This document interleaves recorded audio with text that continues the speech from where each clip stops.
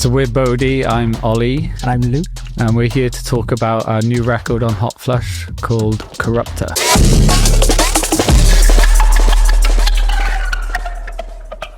Music not diving, I'm Scuba. Something a little bit different this week. You may be aware that I run a label called Hotflush Recordings, and generally speaking, we keep branded content to an absolute minimum. However, I'm technically speaking on holiday this week. Actually, I'm just sat on my roof in Mallorca currently.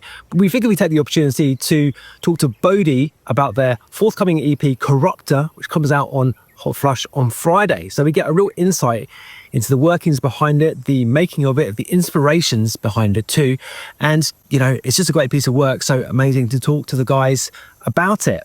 So I would describe the sound of Corrupta as big dance floor energy and sort of reaching to all the certain corners of electronic music that influence us. It's quite a wide range of music on the EP, going from breaks to... Actually, there's no breaks on there. There's a little bit of breaks on there, yeah. Garage, electro, techno, house. Yeah, it's just everything that gets us going within club music. Yeah, it kind of just encompasses a bit of everything, to be honest with you. Yeah, I mean, if you're into dance music, you're going to get the whole basis covered. I guess we do find it difficult to stick to one sort of genre, don't we? Yeah, it keeps us entertained in the studio. It keeps us on our toes. When we go into the studio, we don't really have any kind of specific direction in terms of you know, what we're going to do specifically with the music. We kind of just start twiddling with mods, modulars, synths, drum machines. Samples off YouTube. Yeah, samples, yeah. And then we kind of like find a thread to pull on and then end up going down, you know, a sonic rabbit hole. There's no real kind of like lead direction. It kind of just like manifests as and when we're in the studio. You kind of get that bird's eye view at the end of the process where it's unintentionally all threaded itself together. Yeah, it's kind of just like, it's a bit chaotic. There's no method to it. It all resolves eventually to what you finally hear when you go to the dance floor. Yeah. My favourite track from Corrupta, it sort of changes month to month, I think. It's I really like, once the music gets signed, I really listen to the music at all until it gets released again or when we're DJing. So recently I was really feeling Top Again, but I think at the moment I'm really enjoying the last track on the EP, Bell Curve. I think it's probably the least in your face upfront track, so it stands out a little bit in that sense. But I really like music which has like hypnotic sort of qualities to it, and it has like very looping bells. There's something about short loops that just keep going and going, and they change your perception over time. Yeah, it's just like kind of slowly evolves as the track, you know, builds out, and it kind of sucks you in, you know. Yeah, like similar to the last EP we did on Hotflush, the reformat track had that sort of quality in the vocal. Yeah, where it kind of, the more it loops, the more it sounds like something else, and your perception shifts even though the loop hasn't changed at all. Yeah, for sure. So yeah, I think if we were going to sort of pinpoint a specific story, the track Cillian Rail kind of was birthed from, I went to a festival called We Out Here and I saw Lee Gamble and Floating Point. Both had these kind of moments in their sets where the track would dissolve and break down to nothing. Okay, so it was kind of like this really eerie silence with lots of like crazy sound design, and everyone in the crowd's kind of like looking at each other, just like what the hell is going on? Like nobody can quite pinpoint what's happening. And then it all resolves and everything comes back in, and you know, it just slaps back in. Okay, that's a moment, you know, and that kind of stayed with me. So yeah, I got back from the festival because, you know, I went on my own. Yeah, I didn't go. You didn't go, no. And I was just like, dude, we need to have this track where we just have this breakdown that's just super spooky, confusing as hell. You don't know what's happening. You've got like all this like sound design just like swirling all around, and then it just kicks back in, and the impact is so strong that it just lifts the track again. It was really interesting hearing that, and after I got over the FOMO of not being there, I think I took that into the studio at the very birthing of the track Cillian Rail. I always like having like visual stimulus on when I'm making tracks, whether it's just I'll take little short breaks every now and again and just listen to what I'm watching, just because I like having like positive procrastination where you just keep coming back and hearing the music fresh again. But it just so happened to be I had loaded up on my hard drive the film American Psycho, which played in perfectly to Luke's description of being eerie and spooky. And I just had that in the background and kept dipping into the film with audio on, and all these samples started appearing that just worked perfectly with the vibe that we were creating. Yeah. I think the end result as well is like it definitely hit that impact it had on me when I was at the festival. That like just I remember sending it to Paul and Paul was just like, do you guys want to have a look at the breakdown, because it's kind of just like meandering, and I was like, no dude, you were missing the point. This is exactly what we wanted to do. We wanted to get this like complete juxtaposition, and then when it comes back and you're like, there we go, there it is. yeah And the title, going back to the American Psycho thing, that was then when the track was finished and we were trying to decide what do we call it. It was that famous business card scene from the film then that we lifted the actual title from. And then actually the actual title Corruptor, that was penned by Snow Skull. Yeah. So the guy who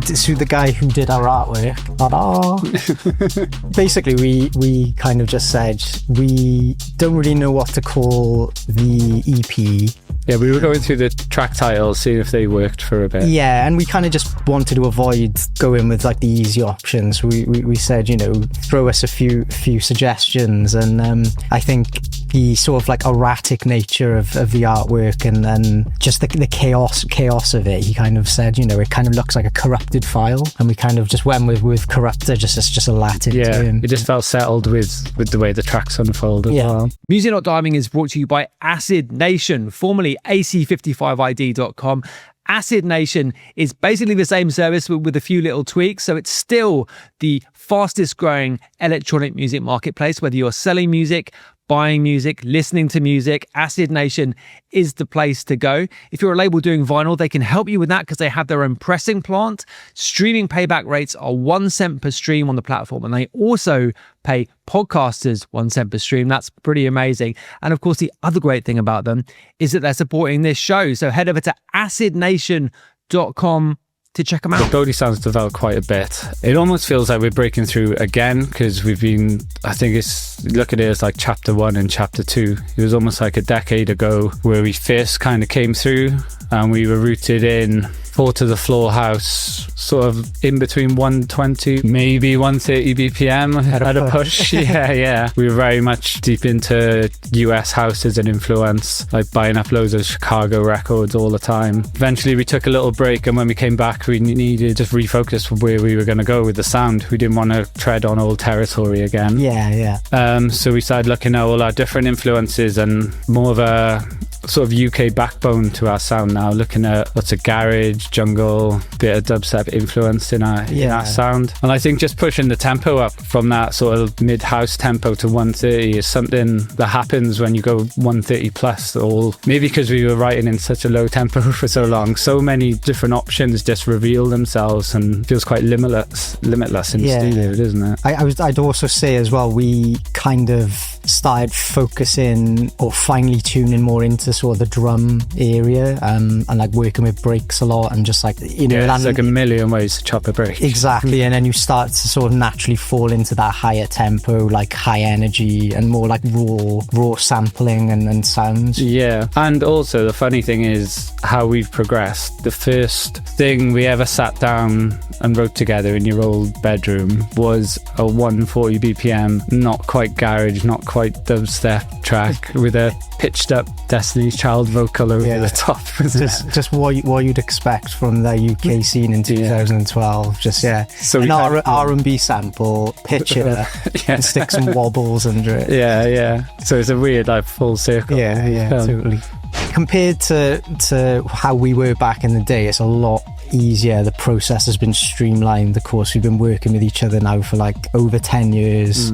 We kind of understand each other better. You know, we can kind of just tap into each other's channeling of sounds. You know, we understand this kind of like that. We know when to come together, when to work alone. Yeah, it's like that almost like telepathic understanding at this point, you know. The tracks do come easier, and I'd also say we're more cutthroat. Like, we will be like, here's a sketch of an idea, that's not good enough, scrap it next, rather than kind of dwelling and trying to force something good out of something that isn't good enough to begin with. So yeah, I think the tracks are coming a lot easier, and I'd say we're kind of just in a patch at the moment where we are just hitting a bit more gold than...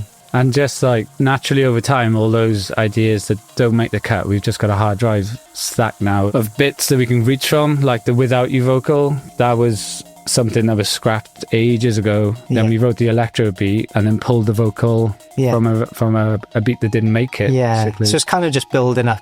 Yes, there's nothing negative to it, you know, like if anything gets scrapped, it isn't technically scrapped. It's kind of just a library of ideas that we can just kind of fall back into. Hearing our tracks at Glastonbury was pretty special. It's one thing like DJing your music out and testing out your new tracks and then gauging the crowd's reaction from behind the booth, but when you're on the dance floor and you're just hearing your own music just creep into a mix before it's dropped, it gives a totally different emotion. Yeah, for sure. It kind of sparks this you twig onto the hi-hat and you're like, hang on, I know this. Yeah.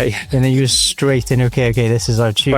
It's definitely more surreal being on the other side of the booth hearing your tracks being played out, and it's always a surprise, isn't it? For sure, yeah. And also in different environments, you know, on different rigs throughout the fest. Yeah, especially at a festival like Glastonbury. Yeah, it was good special moment. And it's also really cool hearing how other DJs interpret your music. Yeah. What did they sandwich it between? Where do they mix out? Yeah. Like how do they process it? The vinyl is coming out on the 8th of August, and there will be signed copies released on Bandcamp. So make sure you grab a copy because there'll only be a limited run of those available.